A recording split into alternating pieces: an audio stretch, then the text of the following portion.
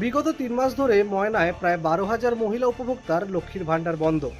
অভিযোগ, এই মহিলারা নাকি বিজেপি কর্মী, আর সেই অপরাধেই রাজ্য সরকার তাদের লক্ষ্মীর ভাণ্ডার বন্ধ করে দিয়েছে। এই নিয়ে তারা বিডিওর কাছে বারংবার অভিযোগ জানিয়েছিলেন, কিন্তু কোনো সুরাহা হয়নি।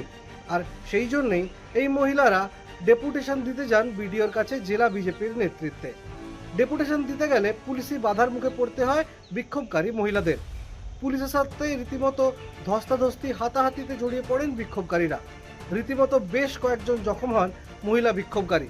আর তারপরেই জেলা বিজেপির হুঁশিয়ারি, যদি 7 দিনের মধ্যে লক্ষ্মীর ভাণ্ডার চালু না হয় তবে তারা ময়না স্তব্ধ করে দেবেন, বিডিও অফিস তালাবন্ধ করে দেবেন, এমনকি জেলা শাসক দপ্তর ঘেরাও করে তারা বিক্ষোভ দেখাবেন। বিজেপি কর্মীদের এই হুমকির পরেই জেলা তৃণমূল নেতৃত্ব, তাদের দাবি এই ময়নায় এই যে লক্ষ্মীর ভাণ্ডার বন্ধ হয়ে রয়েছে প্রায় 3 মাস, এই নিয়ে তারা জেলা শাসককেও জানিয়েছেন, নবান্নেও বারংবার জানিয়েছেন। যত তাড়াতাড়ি লক্ষ্মীর ভাণ্ডার যত দ্রুততার সঙ্গে চালু করা যায় সেই নিয়ে তারা সচেষ্ট রয়েছেন। তবে বিজেপির কাছে কোনো ইস্যু নেই, তাই জন্যই তারা এটাকে বড় করার চেষ্টা করছে, রাজনৈতিক রং দেওয়ার চেষ্টা করছে, এমনটাই অভিযোগ ময়নার তৃণমূল নেতৃত্বের।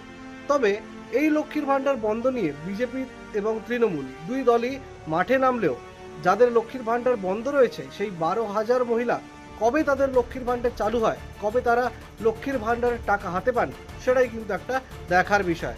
লক্ষ্মীর ভাণ্ডার বন্ধ করে দিচ্ছে বলে আজকে 3 মাস আমাদের টাকা দেয়নি। এই বিডিও অফিসার দাম করে দিচ্ছে 3 মাস, না না 4 দিকে দিচ্ছে টাকা, আমাদের এইখানে দেয়নি কেন? ওই 8 নম্বর আর 7 নম্বর কেন? আর কোথাও তো সব জায়গায় তো দিচ্ছে, যদি না দিত, কোথাও না দিত তাহলে লোক প্রতিবাদ করতে আসতো না। 3 মাস। কি কারণে বন্ধ রয়েছে? কি কারণে? আমরা বিজেপি করছি বলে আমাদের। হ্যাঁ, 3 মাস। 8 নম্বর, 7 নম্বর, 6 নম্বর। কতজনের প্রায় বন্ধ রয়েছে বলে মনে হয়? আমাদের 8 নম্বরে 6,000। হ্যাঁ, আর 7 নম্বরে মনে হয় 5,000, আর 6 নম্বরে 3,000। এই সবাই কি বিজেপি করে বলে বন্ধ বলছে তো, কিন্তু আর মাঝখানে কি তৃণমূল নেই?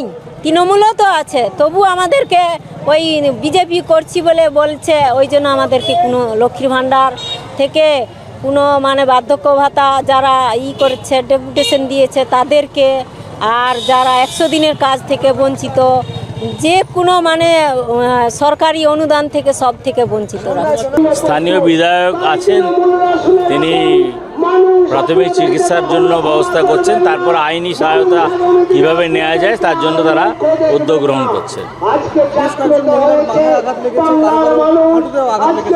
আঘাত লেগেছে, মায়ের শাখা ভেঙে গেছে এমন দেখলাম। এরা তো পুলিশ নয়, এরা দলদাসে পরিণত হয়েছে। এটা সম্পূর্ণভাবে তৃণমূল কংগ্রেসের ক্যাডার।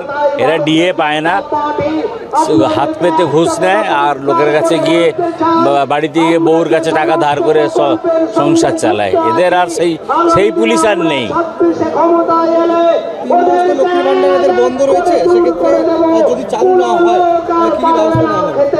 আমরা 7 দিন সময় দিয়েছি, 7 দিন সময়ের মধ্যে না পেলে আন্দোলন যেমন হবে তেমনি মহামান্য উচ্চ আদালতের দরজাও খোলা আছে।